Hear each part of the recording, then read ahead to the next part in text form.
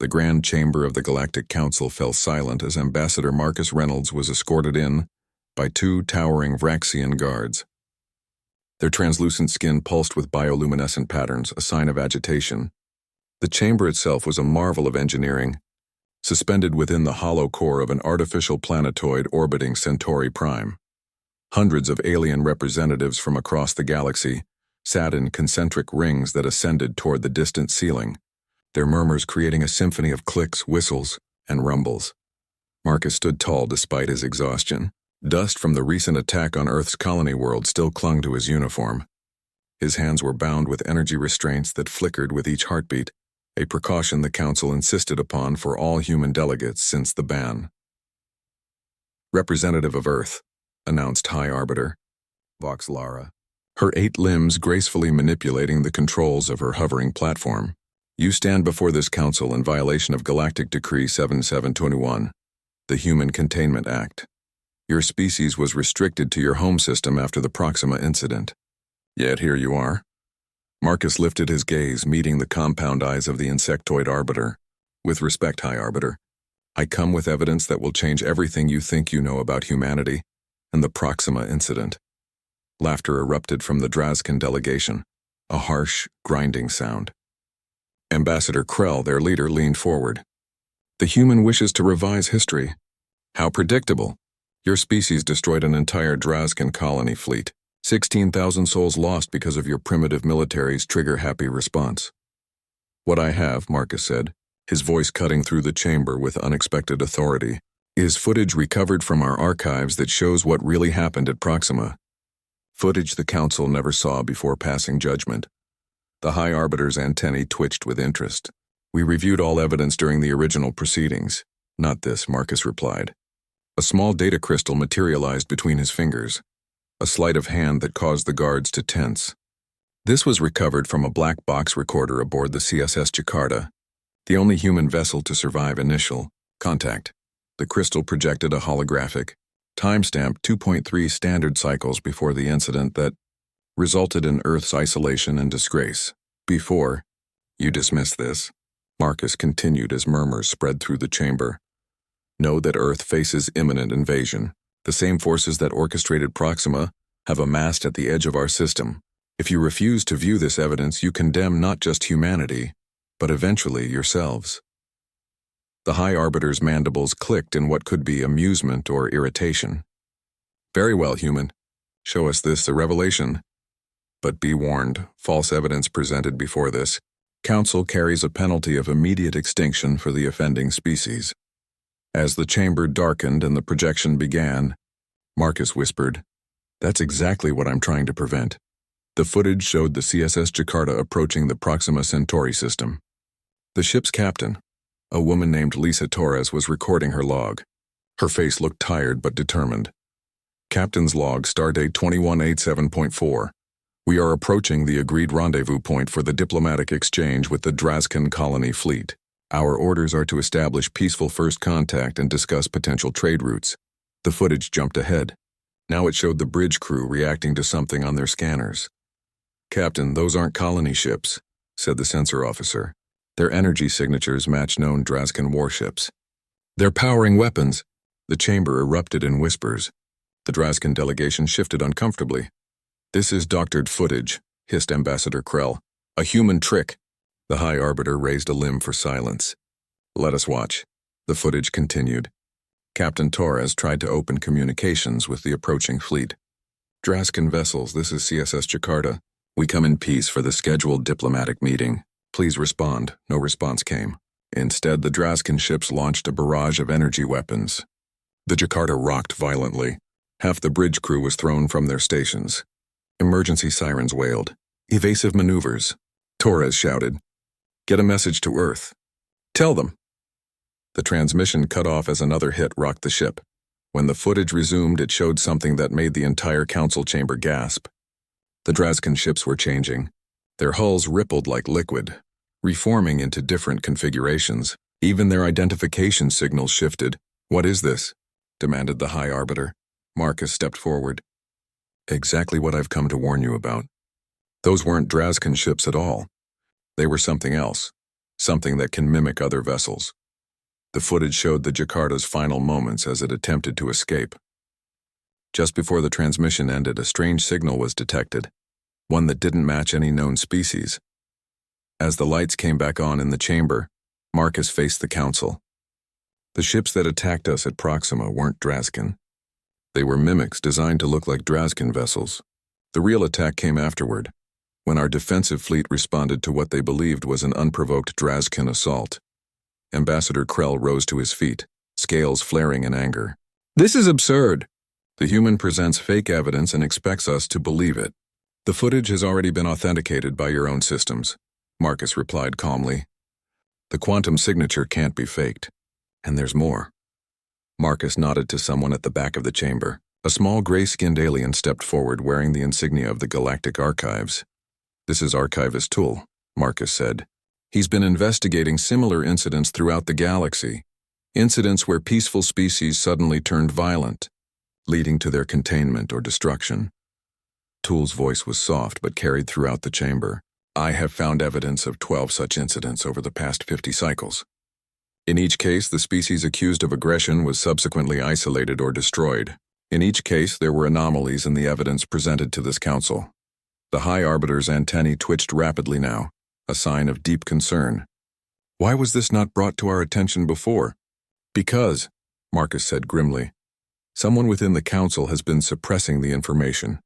Someone who benefits from removing certain species from the galactic stage." All eyes turned to the reclamation movements. Delegation, a political faction that had risen to prominence shortly after humanity's ban. Their leader, General Drav, stood rigid, his four eyes narrowed. "These are serious accusations, human," he growled. "You risk more than just your own life." Marcus met his gaze steadily. "Earth is already at risk. We detected a fleet entering our system 3 days ago, ships with the same energy signature as those that attacked at Proxima. But this time we're ready for them." The High Arbiter raised all 8 limbs, calling for order as the chamber erupted in debate. "This council will investigate these claims immediately.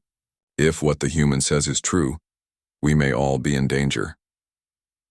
As Marcus was led from the chamber, he caught sight of General Drav slipping away through a side exit, speaking urgently into a communication device.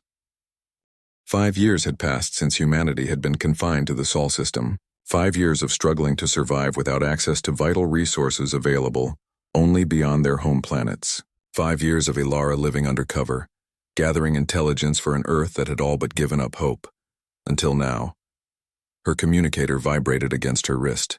A secure message from Marcus. "Council reviewing footage. Proceed with Phase 2. Ilara smiled grimly and adjusted her course toward the private docking bays reserved for Council diplomats. The second phase of Operation Sunlight was now active. While Marcus presented their evidence to the Council, she would secure more proof from the source. The Drazkin diplomatic vessel loomed ahead, its hull gleaming with the distinctive red-black metals of their homeworld. 2 guards stood at the entrance ramp, their scaled skin shifting colors in the station's artificial light. Ilara approached confidently, holding up a Council security badge, forged, but perfect in every detail thanks to Earth's desperate intelligence services. "Security inspection," she announced. Ambassador Krell requested additional measures following the human's appearance at the Council. The guards exchanged looks. One touched a communication device at his throat. After a brief conversation, they stepped aside. "Do not disturb the ambassador's private quarters," one warned. Ilara nodded and stepped aboard. Once inside, she moved quickly. The ship's layout had been memorized from stolen blueprints. She headed directly for the communication center, where ships stored their logs and transmission records. The room was empty, as expected. Most of the crew would be with Ambassador Krell at the Council session. Ilara inserted a small device into the main console. It began copying data immediately, bypassing security protocols with algorithms specifically designed for Drazkin systems. Light flashed on her device, unexpected encryption. Detected. Interesting. Why would diplomatic communications need military-grade protection? She activated a secondary program and waited. Minutes ticked by. Finally, the device chimed softly.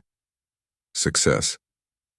As data flowed into her storage unit, Ilara scanned through the decrypted files. Most were standard diplomatic communications, but a folder labeled Reclamation caught her attention. She opened it. Her eyes widened as she read. Plans for coordinated attacks on 3 more species. Detailed reports on successful containment operations, including Earth's, and something called the Purification Protocol.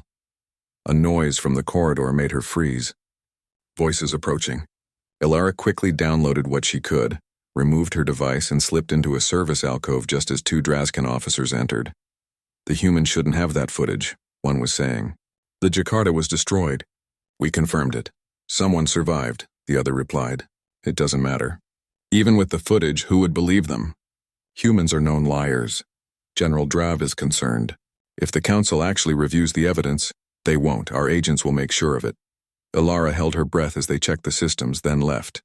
She waited an extra minute before slipping out and making her way back to the exit. As she descended the ramp, an alarm suddenly blared throughout the station. A mechanical voice announced, "Security alert. Human presence detected in Sector 7. All security personnel respond." The Drazkin guards turned to look at her with sudden suspicion. Ilara didn't hesitate. She dropped to the ground as the first guard fired, the energy pulse passing overhead. In one fluid motion, she swept her leg, knocking the second guard off his feet, then sprang up and ran. Chaos erupted across the docking bay as passengers scattered. Security drones detached from their charging stations, red targeting lights sweeping the crowd. Ilara ducked behind a cargo container, heart pounding. Her cover was blown. She needed a way off the station, fast. Her communicator vibrated again.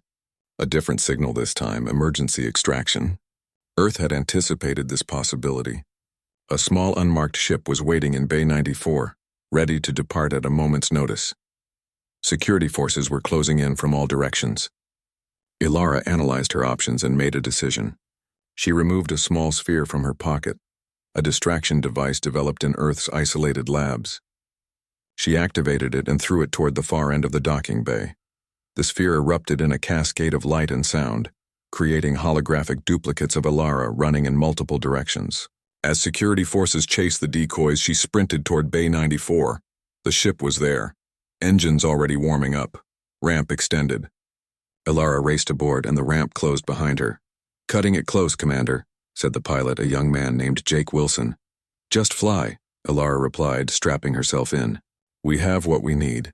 The ship detached from the station and accelerated away. Even as security vessels scrambled to pursue.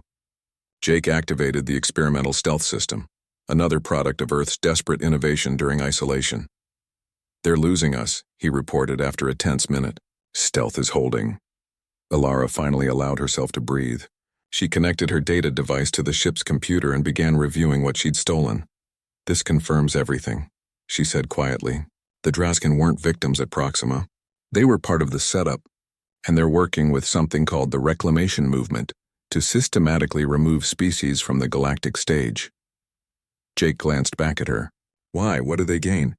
"That's the part I don't understand yet," Ilara admitted. "But look at this." She displayed a star chart showing systems where species had been contained or eliminated over the past 50 years. When connected, they formed a pattern, a slowly expanding circle. "They're clearing space," Jake whispered. "But for what?" "Whatever it is, we're next," Ilara said grimly. "The forces gathering at the edge of our system aren't just coming to finish what they started at Proxima. This is part of something bigger." As their ship entered faster than light travel, Ilara sent an encrypted transmission to Marcus on Centauri Prime. Evidence secured. Conspiracy confirmed. Return to Earth immediately. They're coming. Back in the council chamber, Marcus felt his hidden communicator vibrate. The message from Ilara had arrived. As the council argued about the authenticity of his footage, he knew he had to act quickly. "High Arbiter," he called out, his voice cutting through the debate. "There's more. While we've been talking, additional evidence has been uncovered directly from Drazkin diplomatic records." Ambassador Krell leapt to his feet. "This is an outrage." "The human admits to espionage." The High Arbiter's compound eyes fixed on Marcus. "Is this true, human?" Marcus stood his ground. "When facing extinction, you use every tool available. The evidence shows that Earth was framed, and that the Reclamation Movement has been systematically removing species from the galaxy for decades. We're simply their next target." Screens around the chamber lit up as Ilara's data began flowing in. The council fell silent as they saw the evidence, The plans, the reports, the pattern of eliminations. And in that silence, the first reports arrived of Draskin warships mobilizing near the Sol system. The ancient chamber of the archivists was buried deep beneath the surface of Centauri Prime. Few knew of its existence, and fewer still had been granted access to its vast repository of galactic knowledge. High Arbiter Voxelara's limbs trembled slightly as she followed Marcus down the dimly lit corridor. "This place is forbidden to outsiders," she whispered, her voice a mix of awe and concern. "How did you gain entrance?" Marcus's expression remained grim. "Not all species agreed with the ban, Arbiter. Some have been helping us in secret, believing the judgment against Earth was unjust. They reached a circular door inscribed with symbols from a language so ancient that even the Council's universal translators couldn't decipher it." Marcus placed his hand on a glowing panel, and the door slid open silently. Inside, the chamber opened up into a vast dome. The walls were lined with crystalline structures that pulsed with soft blue light. In the center stood a small, frail-looking alien with pale, translucent skin and large, luminous eyes. "Welcome, Ambassador Reynolds," the alien said, voice like wind through leaves. "And the High Arbiter honors us with her presence as well." Voxelara's antennae quivered. "You are archivists? I thought your kind were merely legend." "We prefer to remain so," the alien replied. "I am Keeper Tella. We have guarded the true history of this galaxy for over 20,000 cycles. We observe, we record, we remember." Marcus stepped forward. "Keeper Tella, the evidence I presented to the Council has been questioned. We need more proof of the conspiracy against Earth and other species." Tella nodded slowly. "The reclamation movement. Yes, we have observed their activities with growing concern. What they call reclamation is actually something far more sinister." The Keeper moved to a crystal column and placed 3 slender fingers against its surface. The entire dome darkened, then filled with stars, a 3-dimensional map of the galaxy. "Watch," Tella said softly. Points of light began to flicker across the map. Red for species that had been eliminated, yellow for those contained to their home systems. As the pattern emerged, Voxelara gasped. "They form a perimeter," she said. "A defensive line." "Not defensive," Marcus corrected. "Offensive. They're clearing a path. And look at the timeline." As the years progressed on the simulation, the pattern expanded outward from a single point, a dark region of space at the galaxy's edge. "What's there?" Voxelara asked. Tella's luminous eyes dimmed slightly. "We don't know. That region has been dead space for as long as we have kept records. No signals. No ships return from there, but something is coming from it now." A communication alert sounded. Marcus activated his device to see Ilara's face, her expression urgent. "Marcus, we've decrypted more of the Draskin files," she said. "The reclamation movement isn't just a political faction. It's controlled by something called the Voidborn, a machine intelligence that believes biological life is inefficient and wasteful. They've been manipulating species against each other for centuries. But why target humans specifically?" Marcus asked. "Because they fear you," Tella interrupted. The Keeper waved a hand and new images appeared, brain scans labeled as human, alongside various alien neural patterns. "Human minds are unique in this galaxy," Tella explained. "Your neural patterns generate frequencies that disrupt Voidborn control systems. It was discovered accidentally during your first contact events when you broadcast music and art to the galaxy." Voxelara turned to Marcus, her compound eyes widening. "Is this why the Council was pressured to ban all human cultural transmissions alongside the containment order?" "It appears so," Marcus said quietly. "They weren't just isolating us physically. They were silencing our voice in the galaxy." Tella moved to another crystal column. "The Voidborn are ancient, perhaps as old as the galaxy itself. They see biological life as a temporary phase that should be guided toward machine existence or eliminated. Species that resist are removed. Those who might threaten them are contained. Like humans," Marcus said. "Precisely," Tella nodded. "Your creativity, your unpredictability. These are anathema to the Voidborn's ordered existence. But they miscalculated when they framed your species. They expected you to self-destruct in isolation, but instead you survived. You adapted. You found allies." A new alert chimed, this one from Earth Defense Command. Director Tomas Reyes appeared, his face tight with tension. "Ambassador, the fleet has crossed Neptune's orbit," he reported. 37 vessels, configuration unknown. They're jamming all frequencies. We've deployed everything we have, but he didn't need to finish. Earth's defensive capabilities, cut off from galactic technology for 5 years, were no match for what was coming. Hold them as long as you can, Marcus urged. We're making progress here. As the transmission ended, Voxelara stepped forward decisively. I've heard enough. This evidence must be presented to the full council immediately. They won't believe it, Marcus warned. The reclamation movement has too much influence. Then we bypass them, Voxelara said, her voice hardening with resolve. As High Arbiter, I can invoke Emergency Protocol 7, direct appeal to all member species simultaneously. Marcus stared at her. That hasn't been done in over 600 cycles, she finished. Not since the Novan Plague threatened to consume half the galaxy. But this threat may be greater. Tella approached them holding a crystal data core. Take this. It contains our complete records of the Voidborn's activities throughout history, including their manipulation of the Proxima incident. With this evidence, not even their agents can dispute the truth. As they prepared to leave, the chamber suddenly shook violently. Dust and small debris fell from the ceiling. What was that? Marcus demanded. Tella moved to a monitoring crystal. A ship has fired upon the archive facility. Drazkin energy signatures detected. Another blast rocked the chamber, more powerful than the first. Warning lights flashed throughout the dome. They know we're here, Voxelara said grimly. We've been betrayed. Marcus grabbed the data crystal and took the Arbiter's arm. We need to get to your ship. It's our only chance to reach the Council. As they ran for the exit, Keeper Tella called after them. Remember, Ambassador, the human mind is your greatest weapon against them. Use it. They reached the surface level to find chaos. The archive building was in flames. Drazkin soldiers moving through the smoke with weapons drawn. This way. Voxelara guided Marcus toward a hidden hangar where her official shuttle waited.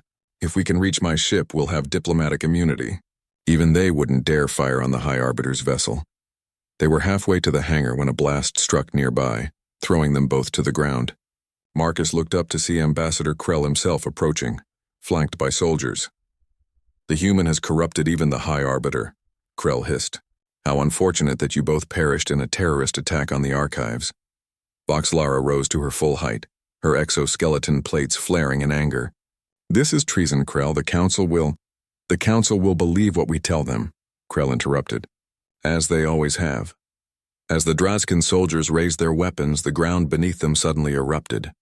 A massive transport ship burst through the surface, its hatches opening to reveal armed figures in Earth defense uniforms. Alara Voss jumped from the lead hatch, landing between Marcus and the Drazkin forces. Sorry we're late, Ambassador, she said, firing a pulse weapon that sent Krell diving for cover. Traffic was terrible. As Earth forces engaged the Drazkins, Marcus and Voxelara rushed toward the transport. How did you know? Marcus asked Alara as they boarded. She smiled grimly. We didn't. But after decrypting those files, I figured they'd try to silence you. So we came prepared. The ship sealed its hatches and rose rapidly, breaking atmosphere within minutes. Set course for the Council station, Marcus ordered. Maximum speed. As the stars blurred around them, Voxelara studied the human soldiers with new respect. You risked everything coming here. Your species was already facing extinction. Marcus met her gaze steadily. That's humanity for you, Arbiter.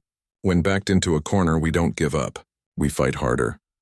The ship accelerated toward the heart of galactic governance, carrying with it the truth that would either save humanity or doom it forever. The Council emergency chamber had not been used in 3 centuries. Unlike the grand ceremonial hall where routine matters were discussed, this room was designed for crisis management. No ornate decorations adorned its walls. No gallery for observers. Just a circular table with seats for the 50 most powerful representatives in the galaxy, and a central holographic display of unmatched precision. When High Arbiter Voxelara entered with Marcus Reynolds beside her, the chamber was already half full. Emergency summons had gone out to all council members, but travel times varied. Those nearest to Centauri Prime had arrived quickly. Others were participating via secure quantum links, their holographic forms slightly less substantial than physical attendees. This is unprecedented. Arbiter, said Representative Zorn of the Tularian Collective, his tentacled face rippling with concern. Bringing a banned human into the emergency chamber violates at least 7 protocols. as does conspiring with machine intelligences to frame innocent species, Voxelara replied sharply. The protocols will wait. The truth will not. More representatives arrived as Marcus uploaded the archivist data crystal to the central display. The room filled with murmurs as preliminary images appeared, evidence of manipulation spanning centuries. "Where is Ambassador Krell?" asked a reptilian delegate. "The Drazkins should be present for these accusations. Ambassador Krell is currently in custody for attempting to assassinate the High Arbiter," Marcus explained, "which rather supports our case against him." The final delegates arrived, including General Drav of the Reclamation Movement. His 4 eyes narrowed when he saw Marcus, but he took his seat without comment. "This emergency session will now begin," announced Voxelara, activating the formal protocols. "Ambassador Reynolds of Earth has evidence of a conspiracy that threatens not just his world, but potentially all biological life in the galaxy." "A dramatic claim," General Drav said smoothly.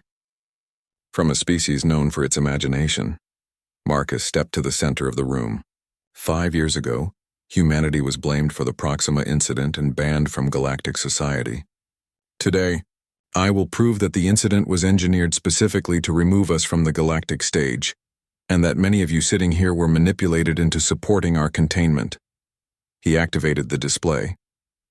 The footage from the CSS Jakarta played again, showing the Drazkin ships morphing into different configurations. As you can see, these weren't simply warships disguised as colony vessels, Marcus explained. They were mimics, constructs capable of assuming the appearance of any known ship design. The display shifted to show brain scans. Human neural patterns are unique in this galaxy. Our minds generate frequencies that disrupt certain types of control systems, specifically those used by an ancient machine intelligence known as the Voidborn. General Drav stood abruptly. "This is nonsense.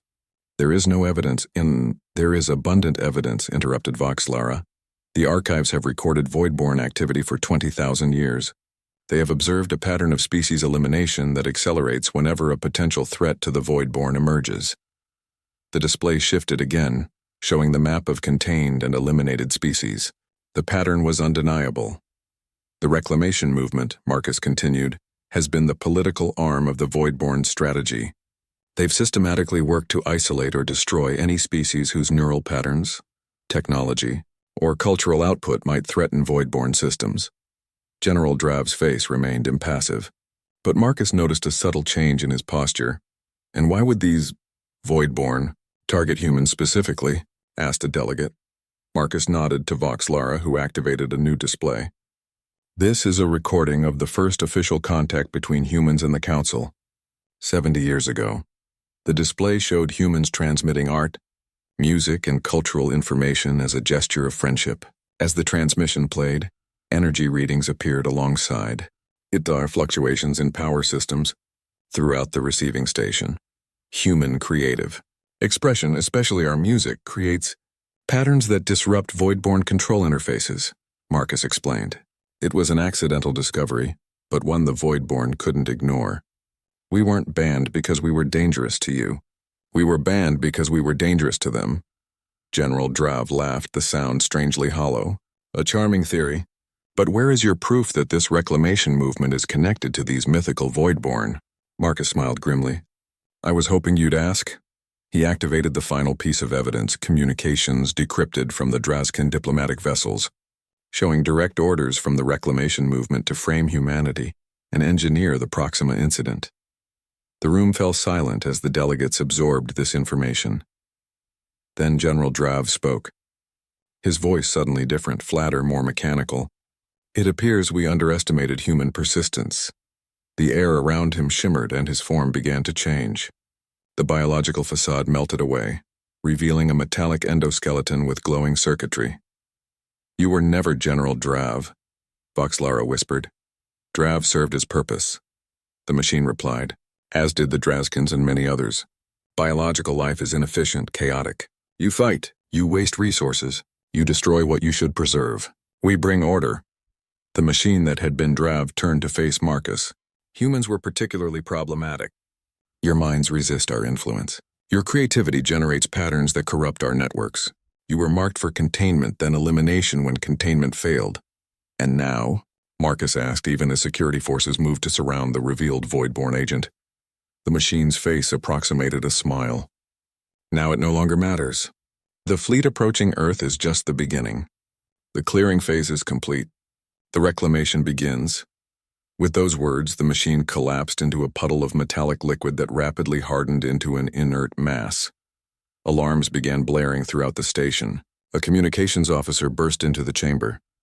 Multiple fleets detected dropping out of faster-than-light travel, she reported. They're appearing at key systems across the galaxy, including here.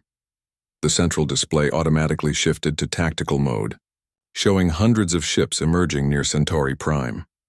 Their design matched no known species. Sleek, black vessels that seemed to absorb light rather than reflect it. The Voidborn, whispered Voxlara. They're no longer working through proxies. Marcus's communication device chimed urgently. He answered to find Alara's face tense with battle readiness. Marcus, Earth is under attack, she reported. The fleet split into multiple attack vectors. We're engaging, but they're using technology we've never seen before. In the background, Marcus could see Earth's defensive forces mobilizing, a patchwork fleet of ships that had been constructed in isolation, with limited resources and outdated technology.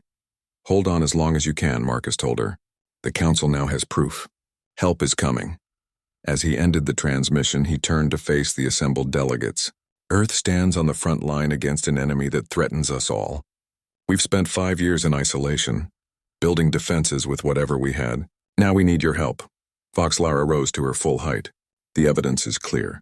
The ban on humanity was unjust, engineered by an enemy that has revealed itself.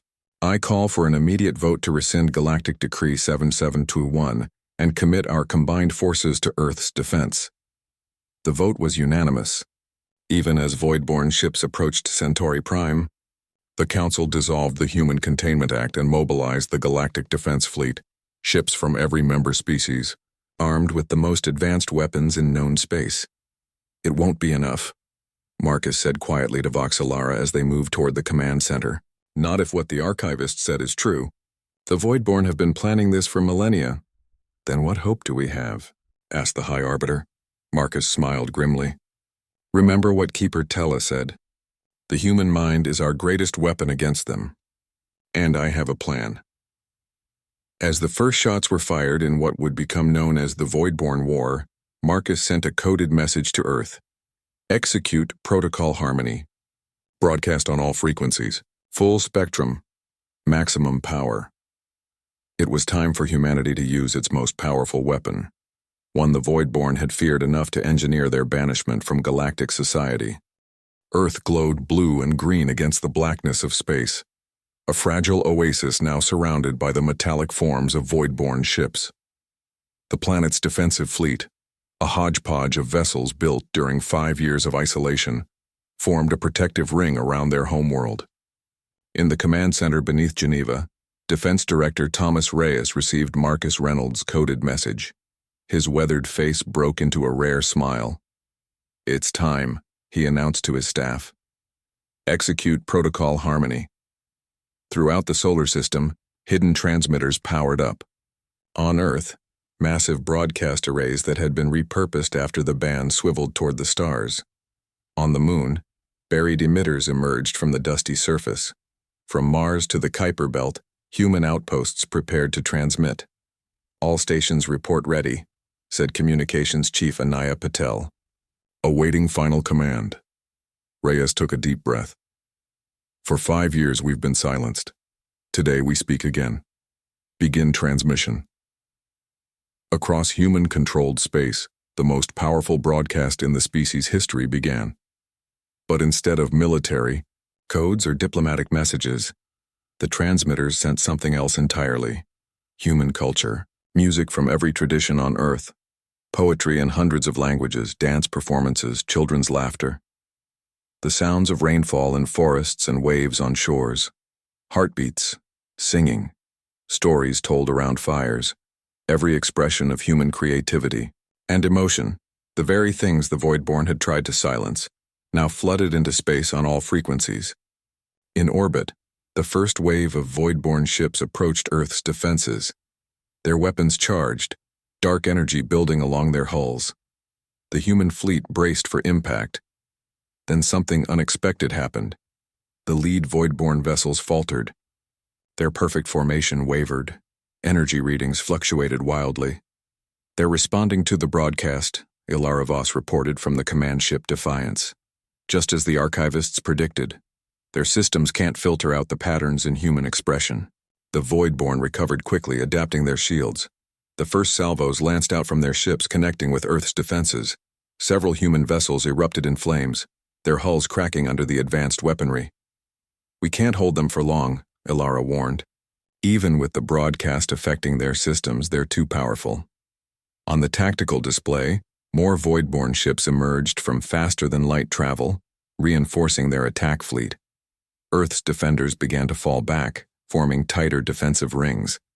Then new signals appeared at the edge of the system. A massive fleet dropped out of FTL travel.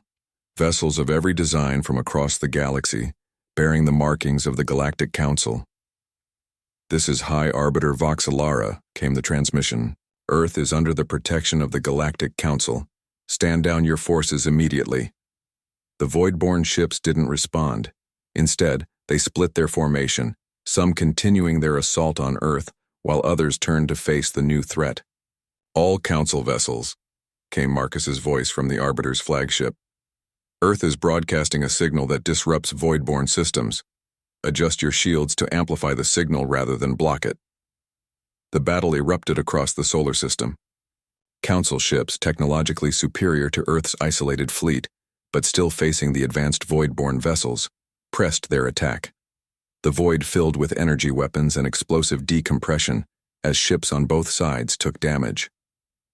On Earth, Reyes received a priority communication from Marcus.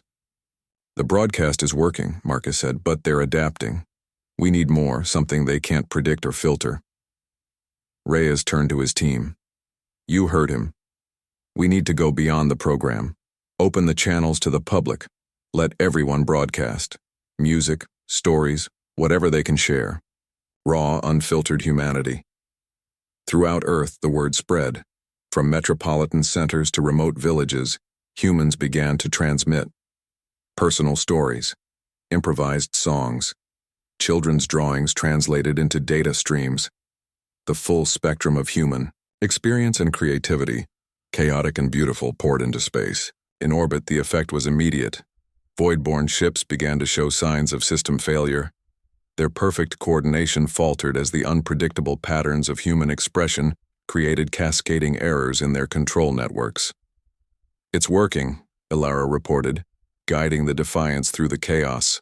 "Their ships are losing cohesion. The Council fleet pressed the advantage, their weapons now more effective against the compromised Voidborn defenses. Several enemy vessels began to drift, their systems corrupted beyond recovery."